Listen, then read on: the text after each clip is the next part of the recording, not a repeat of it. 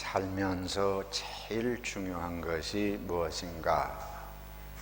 그 중요한 것이 무엇인지에 대한 자기 나름대로 원칙이라고 그럴까요? 답을 가지고 있으면 그것이 그 사람의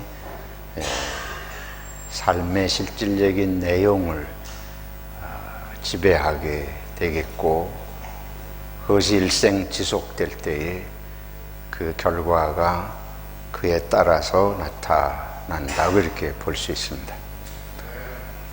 성경을 보면 우리 기독교는 이제 우리가 죄인이다. 그 죄가 무엇이냐? 여러 가지 사람마다 생각이 있겠지만 성경의 창세기에서 인간의 죄가 무엇이고 어떻게 시작됐는지를 이제 3장에 말씀을 하시잖아요. 그 내용을 가만히 보면 죄를 짓고서 하나님께서 먹지 말라고 한 선악과를 먹고서 생긴 결과, 그거 이제 보면 아담과 이브가 하나님이 두려워서 숨었다. 그리고 아시는 대로 아담과 이브가 서로 벗은 것이 부끄러워지게 돼서 무화과나무로 치마를 해서 가려웠다. 그리고 하나님께서 아담과 이브를 더 이상 에덴 동산에 두시지 않고 낙원 밖으로 쫓아내셨다. 그런 내용들입니다. 근데 이 내용들을 가만히 보면 하나님하고 관계가 이게 문제가 생긴 거죠. 그래서 하나님하고 사이가 좋으면 두려울 게 없잖아요. 사이가 좋으면 숨을 리가 없잖아요. 하나님하고 관계가 안 좋아진 거예요. 그 다음에 아담과 이브가 벌거벗었으나 부끄럽지 아니했다 그랬는데, 그 다음에 이 선악과를 먹고 나서는 부끄러워가지고 서로 옷을 입었다 그러니까 그게 서로의 사이도 좋아지지 않는 관계, 서로의 사이에 뭐가 문제가 생긴 거죠. 아담이 이브를 보고 처음에 뭐라 그러면 하나님께서 아담에게 이브를 지어 주셨을 때에 내 뼈 중에 뼈, 살 중에 살이라. 그랬던 것이 그만 이제 서로 그렇게 관계가 문제가 생겼습니다. 이게 죄라고 하는 것의 결과가 이런 문제가 생긴 거예요. 관계에 문제가 생겼어요. 하나님하고 그리고 서로 간에 관계에 문제가 생겼으니까 죄의 문제는 핵심이 관계에 문제가 생기는 것입니다. 그렇다면 이걸 거꾸로 말하면 죄라는 거는 관계에 문제를 일으키는 것이다. 그 죄는 아담이 하나님께서 먹지 말라고 하신 거를 먹을 때에 그 먹은 것 자체의 문제가 아니고, 이거를 하나님이 먹지 말라고 하지 말라고 한 걸 하게 되면은 뭐가 문제가 된다는 거예요. 하나님하고 관계가 문제가 되는 거예요. 관계가 문제가 되는 걸 알고서 했기 때문에. 그러니까 사탄이 말이 옳은지 그른지, 하나님의 말씀이 옳은지 그른지 이거 먹어보기 전에는 알 수 없어요. 그러니까 알고 먹고 뭐 이런 게 문제가 아니에요. 그 전에 이걸 하나님이 먹지 말라고 했는데 먹는 게 문제예요. 그러면 뭐가 문제가 생긴다고요? 관계에 문제가 생기는 걸 알면서 저지른 게 문제가 되는 것입니다. 그러니까 늘 우리가 말씀드리지만 선악과에서 무슨 독이 나와서 문제되는 게 아닙니다. 그 선악과의 문제가 아니에요. 선악과라고 하는 것을 중심으로 하나님이 먹지 말라고 하신 걸 먹은 데 대한 그걸 불순종이라 뭐 이렇게 이제 우리가 전통적으로 해석하지만은 하나님의 말씀에 대한 불순종을 좀 더 포괄적으로 말하면 그것은 관계에 분명히 문제가 생길 줄 아는데 한다 그 말이에요. 그러니까 실제로 관계에 문제가 생겼어요.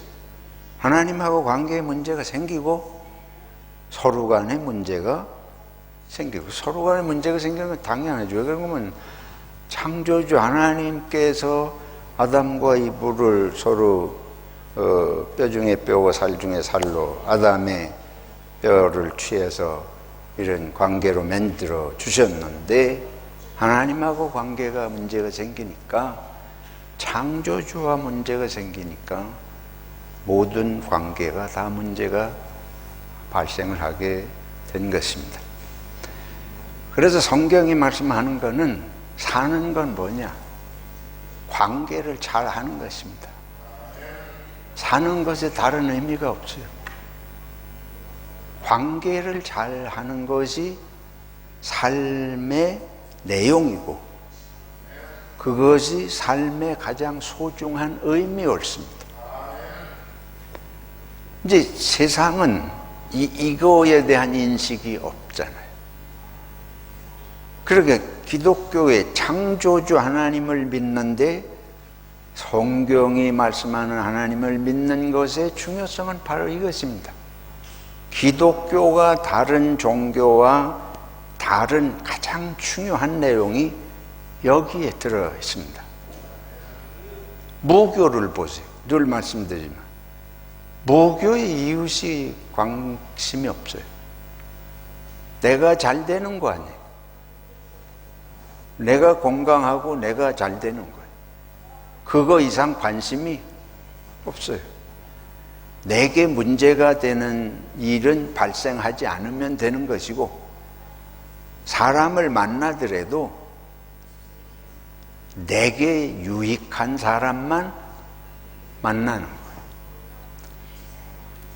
그래서 이 토종비결이라고 하는 걸 혹시 들어보셨는지 모르겠는데 한국에서는 연초가 되면 토종비결이라고 하는 걸 통해서 한 해의 운수를 이렇게 따집니다. 저는 이제 저희 아버님이 그런 걸 동네 분들에게 해주시고 하는 밑에서 자라가지고 뭐 너무나 그걸 많이 보고 자랐어요. 근데 옆에서 주워 들은 거지만 이렇게 보면 그 토종 비결의 많은 내용이 어떤 사람을 가까이 하지 말라는 내용. 목시성을 가까이 하지 말아요. 예를 들면 뭐 그래 나무 목자가 들어간 한자로 그런 성 이씨가 대표적인 거죠. 이씨는 나무 목자 밑에 아들 잤지 않냐. 예를 들면 뭐 그런 식으로 그 달마다 이 달에는 누구를 조심하라, 누구를 조심하라. 전부 뭐냐면 운명을 내 중심으로 내게 유익하고 복된 것. 누구를 어떤 사람을 가서 만나서 도와주라 이런 건 토종비결에는 처음부터 끝까지 한자도 없습니다. 그런 건 없죠. 그러니까 이거는 관계에 대한 아예 관심이 없어요. 나 혼자 잘 되고 잘 먹는 거예요. 그러니까 세상이 다 없어도 나만 잘 되면 돼. 그래서 이게 한국에 예수 믿는 사람들이 무속적인 이 본성에 물들어 있으면 예배당에 와는 목적이 하나님 믿어서 누가 잘 되는 거예요? 내가 잘 되는 그 이상 관심이 없죠. 불교는 어때요? 불교는 세상의 모든 고통이 어디서 와요? 인연에서 온다. 관계에서 온다. 인연이라고 하는 게 지금 말로 표현은 관계 아니에요. 관계는 고통의 근원이에요. 근데 그거는 석가모니 부처가 제대로 본 거죠. 사실 고통이 관계에서 오지 않아요? 그거는 맞는데 해결을 어떻게 할 거냐. 관계하면 고통이 오니까 관계를 끊어버려. 관계를 끊어버려. 그래가지고 다 관계를 끊어버리고 가족도 버리고 입산수도 해서 혼자 도통하면 되는 시기예요. 그리고 우리는 이런 전통적인 종교관에서 자랐기 때문에 관계의 중요성을 몰라요. 관계의 중요성을 몰라요. 그 소중한 삶의 의미가 관계 속에 있다고 하는 것을 우리가 잘 모릅니다. 또 뭐 유교 600년은 뭐냐? 유교 500년, 600년의 역사는 뭐냐? 유교는 관계가 아주 중요해요. 유교에서는 관계가 모든 것입니다. 시작부터 끝까지 관계가 모든 건데, 근데 유교의 관계라고 하는 거는 상호 관계가 아니에요. 이거는 모두 수직적인 관계. 권력을 가진 자를 위한 관계예요. 나라를 통치하는 왕을 위한 관계예요. 집안을 다스리는 집안의 가장을 위한 관계였습니다. 유교의 관계라고 하는 것은 지금 말씀드린 지배자를 위한 관계. 그리고 모든 것이 지배자 중심, 장 중심이에요. 그게 수백 년 내려오니까 한국 문화가 어때요? 한국 문화 전부 왕 중심. 그러니까 죽으라고 대통령 되려고 그러잖아요. 요새 대통령 된 자가 아주 정신 빠진 자 같아요. 내가 볼 때는 가서 일러봤자도 살 수 없어요. 왜 그러면 이 유교적인 사고방식, 대통령이 백성을 위해서 있는 게 아니고 백성이 누구를 위해 있는 거예요. 그 개념이 아주 철저하게 들어가 박힌 것 같아요. 하는 걸 보면. 호주에서 그런 식으로 해가지고는 절대 살아남을 수가 없습니다. 이거는 집안에서도 그러잖아요. 집안에서도 아버지가, 가장이 말하면 나머지는 다 조용해야 돼. 그러니까 교회 가서도 여성은 뭐하라? 잠잠하라. 이건 가진 자, 힘 있는 자, 그런 자들을 위한 세상이에요. 나머지는 인간이 아니올시다. 그리고 이런 관계를 우리가, 그건 관계의 의미가, 관계에 무슨 의미가 있어요? 전부 힘 있는 자를 떠받들여야 되고, 그 자들은 뭐 인생이 성공한 것 같고 누리는 것 같지만 나머지는 다 이 불행하고 고통스럽고 거기서 우울해지고, 그게 무슨 바람직한 세상이 아니잖아요. 그리고 우리 민족은 제대로 된 관계를 하는 법을 배운 적이 없습니다. 역사적으로 그걸 배운 적이 없어요. 그래서 저와 여러분들은 그런 물 속에서 역사가 흘러오고 우리가 그렇게 자랐기 때문에 한국 사람이 관계하는 법을 잘 못해요. 우리 관계하는 법이 참 서툴러요.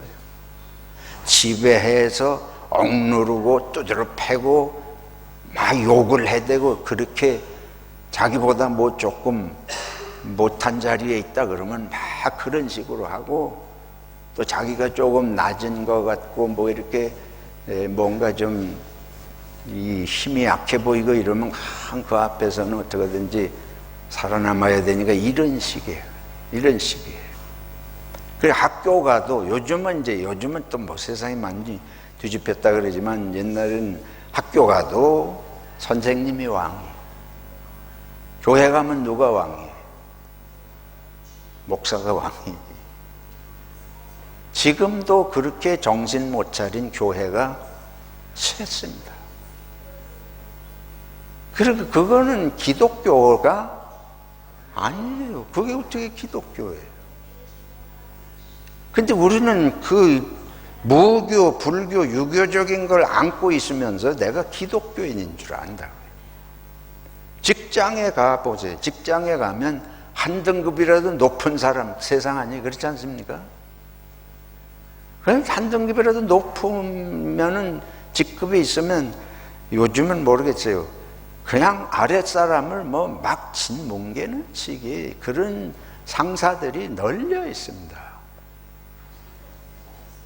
제가 중국에 잠깐 가 있을 때에 거기 그 조선족 분들 교회 이제 지도자들 모아놓고 일주일 동안 성경 교육, 신학 교육을 한 적이 있는데 한국에 갔다 온 조선족들은 한국에 치를 떨어요.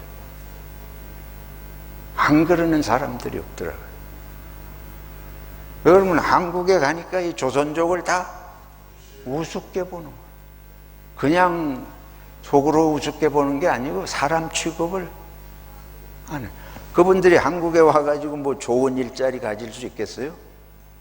돈을 벌기 위해서 중국에서보다 돈 여기 화폐 가치가 다르니까 돈 벌려고 왔는데 힘들게 노동하는 이런 자리에서 개돼지만도 못한 취급을 받으면서 그런 게 그래가지고 이 한국에 대한 이미지가 이분들이 아주 정말 안 좋더라고요.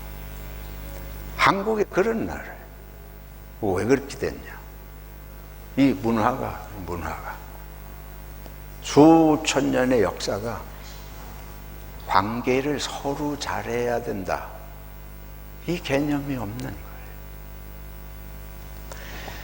오늘 예수님께서 말씀하십니다. 내 안에 거하라. 내 안에 살라는 거예요. 나도 너희 안에 살겠다. 그러니까 예수님께서 우리를 지배하려고 하는 뜻이 아니에요. 근데 우리는 그런 식으로 받아들이는 거예요. 하나님을 항상 벌벌 떨어. 예수님 말씀대로 안 하면 큰일 나고 이게 벌 받고 이 식으로 항상 받아들여요. 우리는 관계를 사랑이니 평등이니 높은 자가 낮은 자를 위해서 희생하니 신이 인간 피조물을 위해서 뭐 십자가를 지고 죽니? 이게 말은 들을 되지만 실감은 나지 않아요. 실제 생활에서는 그런 게 익숙하지를 않아요. 그리고 예수님이 나하고 친구다, 함께 먹고 함께 마신다, 이런 건 몸으로 체감이 되지를 않습니다.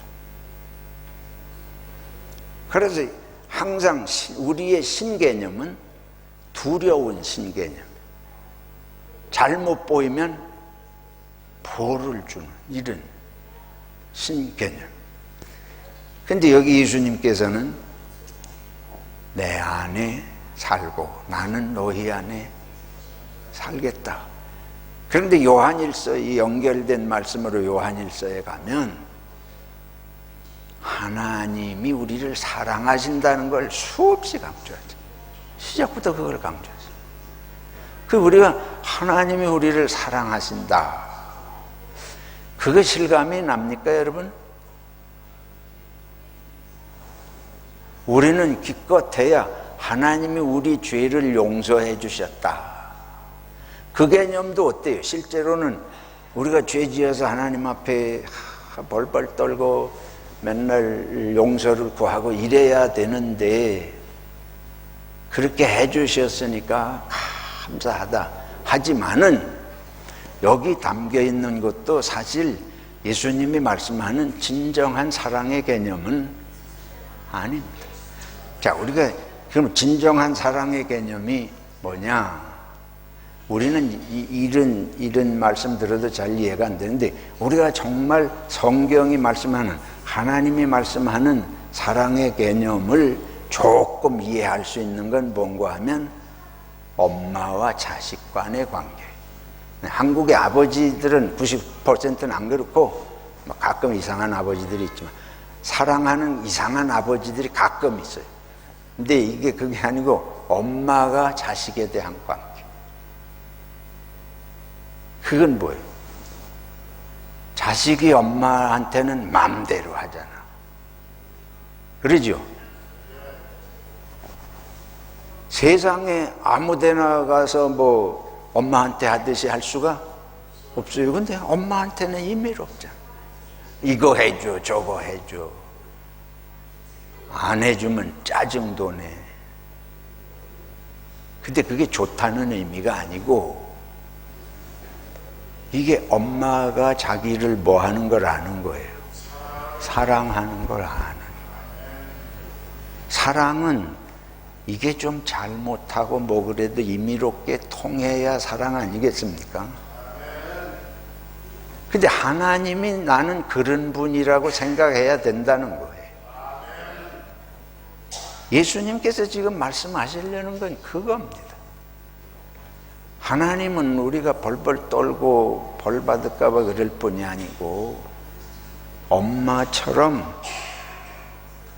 어떤 때는 자식이 엄마한테 하는 거 보면 이런 놈 새끼를 자식이라고는 그렇게 보이는데도 그게 엄마기 때문에 할 수 있는데, 야, 예수님께서 하나님이 우리하고 관계를 회복하시기 위해서 뭐라 그래요? 예수님께서 누가복음 15장에 보면 자식이 아버지 재산을 미리 상속받을 걸 미리 달라 그래가지고 나가서 다 창기들하고 허랑방탕하게 다 까먹고 거지가 돼서 집에 돌아오는데도 아버지가 어떻게 한대요? 달려나가서 목을 껴안고 내 자식이 죽었다가 살아왔다. 이게 부모의, 엄마의, 어머니의 모습인데, 예수님은 그게 누구시라는 거예요? 하나님이 그러신 분. 그러니까 우리를 위해서 예수님이 십자가를 대신 지고 죽게 하시지, 그 우리를 벌 주려고 하는데 눈을 휘둥그레 뜨고 보시는 그런 하나님이라면 그렇게 할 수가 그렇게 어떻게 할 수 있어요? 이게 관계입니다. 성경이 말하는 관계는 이걸 말하는 것입니다. 이걸 가리켜서 아가페의 사랑이다.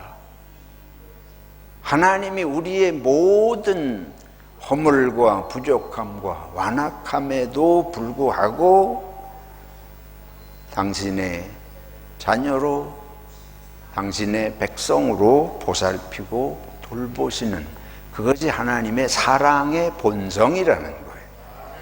왜 그런가 하면 성경이 말씀하는 건 이게 하나님의 본성이 그렇다는 거예요. 하나님은 본성이 그러셔서 그렇게 안 하고는 견디지 못하는 분이다. 어머니가 아무리 자식이 잘못해도 그 자식이 자기 자식이기 때문에 엄마의 마음은 본성적으로, 본능적으로 사랑이 있어서 그 자식을 품고 받아들이고 돌보고, 그 정말 참 놀라운 것입니다. 그래서 예수님께서 내 안에 살라 할 때는 그 사랑 안에 살라는 거예요. 그리고 그 사랑으로 우리 안에 들어오셔서 우리 안에 계시겠다는 것입니다. 그래서 이 관계가 제대로 하나님과의 관계, 이 사랑의 관계가 깨달아지고 회복이 될 때 우리 생명력이, 은혜가 있고 기쁨이 있고 이게 충만해지는 줄로 믿습니다. 이게 안 되면 삶이 기쁘질 않아요. 우리 모든 마음의 어두움이 치료되는 유일한 길은 하나님의 사랑이 우리 안에 들어오는 것입니다. 근데 하나님 안에 산다는 게 뭐냐? 예수님 안에 산다는 게 뭐냐?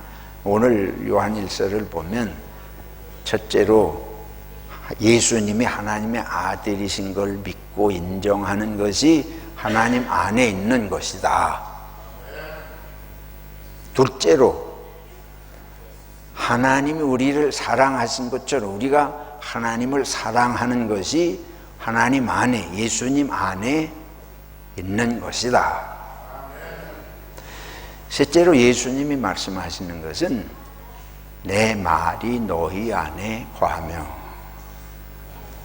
하나님의 말씀이 생명인 줄로 믿고 이 말씀을 따라 살려고 하면 그것이 하나님이 우리 안에 계시고 우리가 하나님 안에 사는 길인 줄로 믿습니다. 이제 예수님 안에 있으면 그럼 무슨 현상이 일어나느냐? 오늘 예수님 말씀은 우리의 삶의 열매가 맺는다. 예수님께서 그렇게 말씀하시죠. 우리들의 관계 중에 가장 중요한 관계가 이제 하나님과의 관계가 회복되는 건데, 하나님 안에 있는 것인데 왜 그래야 되느냐? 포도나무 비유를 드셨잖아요. 주님은 포도나무고 우리는 그 가지다. 근데 가지가 포도나무에서 잘려나가면 생명이 있을 수 없잖아요. 말라 죽잖아요. 그래서 하나님 안에 붙어 있어야 우리가 생명력이 충만하고, 생명력이 충만해야 열매가 맺힌다. 그러니까 삶이 쭉정이가 되지 않는다는 거예요. 삶이 쭉정이가 됐는지 안 됐는지 어떻게 압니까? 내 마음이 쭉정이 같으면 내가 헛살은 거예요. 쭉정이 같은 마음이 뭐냐? 마음에 기쁨이 없어. 살아가는 확신이 없어. 그러면 그게 마음이 쭉정이, 마음이 빈 거예요. 세상 말로 마음이 공허하다. 마음이 폈다는 거예요. 그게 증거예요. 우리가 하나님 안에 있지 아니하면, 하나님의 사랑의 확신이 우리 속에 있지 않으면 우리 마음이 우울하고 불행하고 허전하고 공허하고 면할 길이 없습니다. 나무에 가지가 붙어 있지 않으면 어디서 영양분이 올라가고 어디서 수분이 와요. 그리고 말라 비틀어지는, 마음이 말라 비틀어지는, 그걸 누구보다도 내가 더 잘 아는 거예요. 그래서 예수님을 붙들고 말씀을 자꾸 읽고, 말씀을 여러분 자꾸 읽으면 이 속에서 나도 모르게 은혜가 온다고요.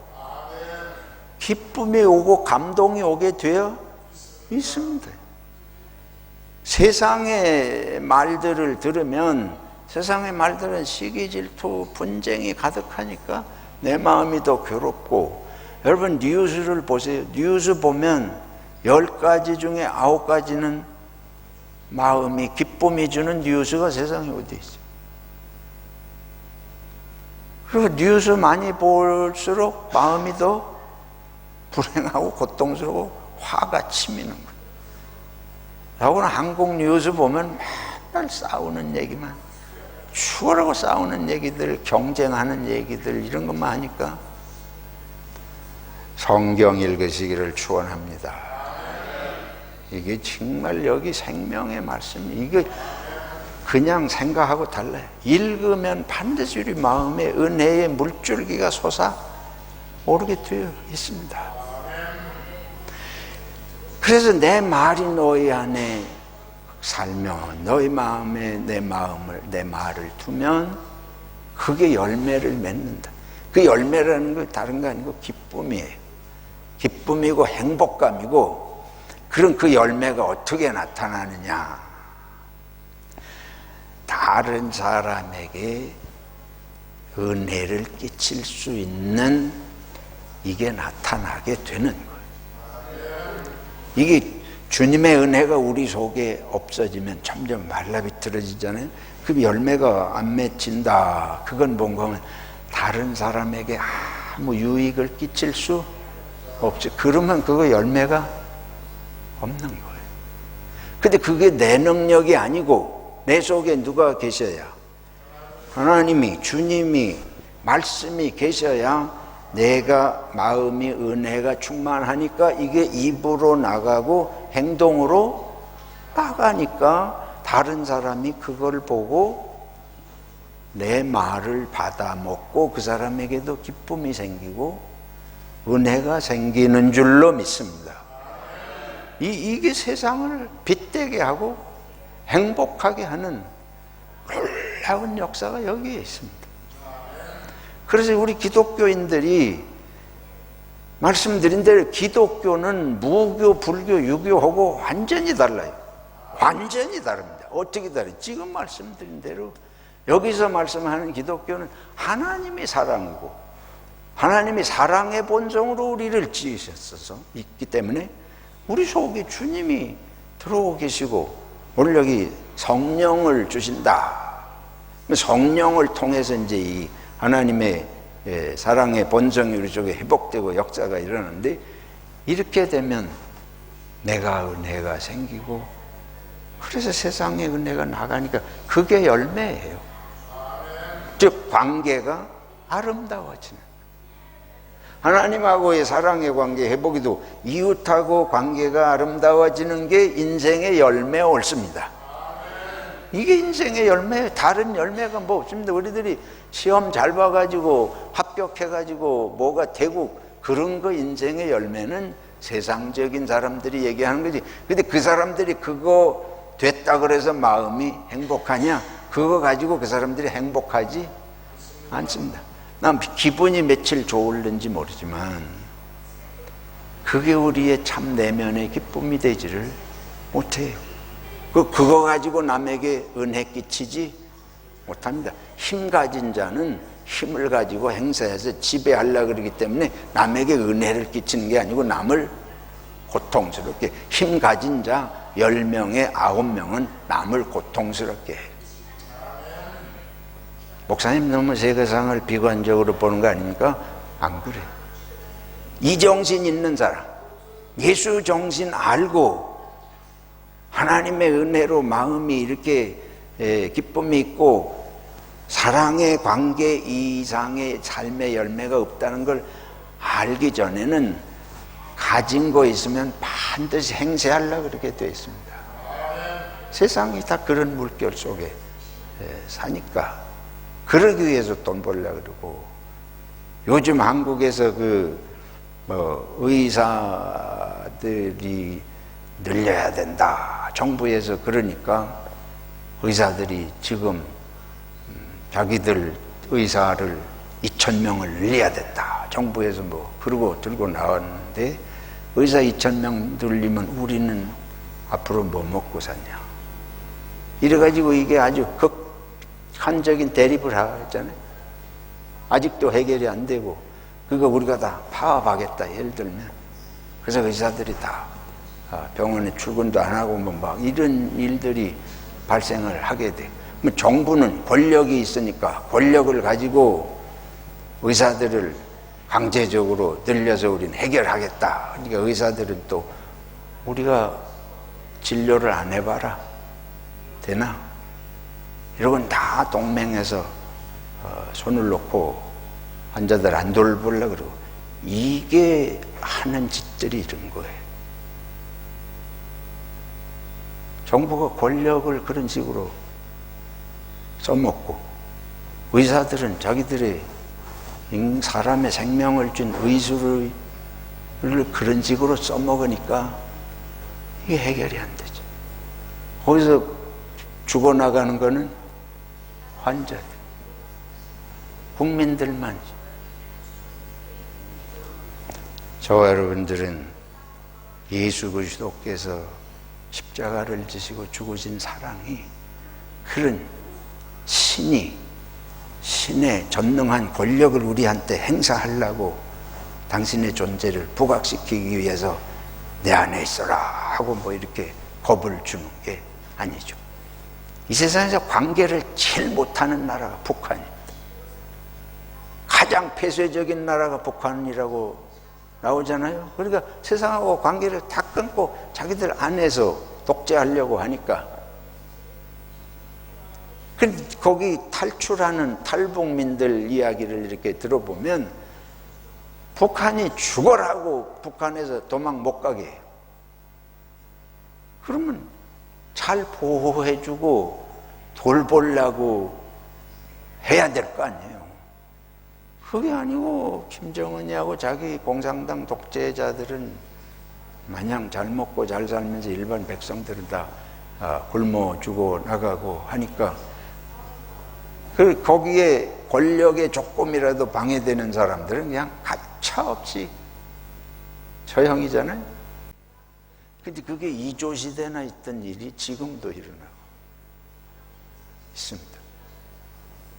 그래서 우리들이 기독교가 예수님 말씀대로 이렇게 사랑하는 마음을 우리가 길러야 되거니와 권력 가진 자들이 권력 행세하려고 하는 걸 견제할 수 있는 역할을 또 해야 됩니다.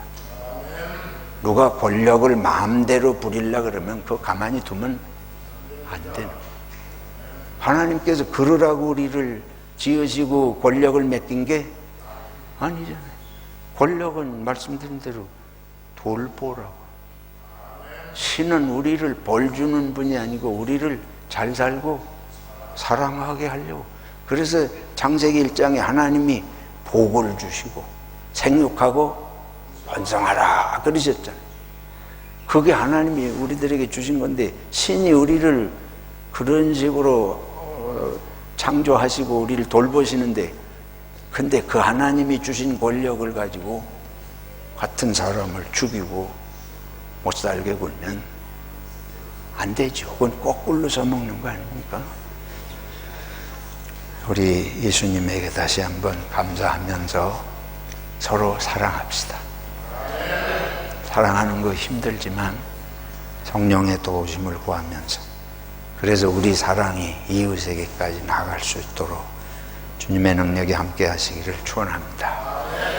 하나님 아버지, 우리를 사랑하시는 주님의 사랑 다 이해도 못하고 실감이 안 날 때도 있지만 우리 속에 오셔서 우리의 모든 어두움을 몰아내시고 주님의 사랑으로 충만케 해주셔서 우리도 사랑할 수 있도록 축복해 주시옵소서.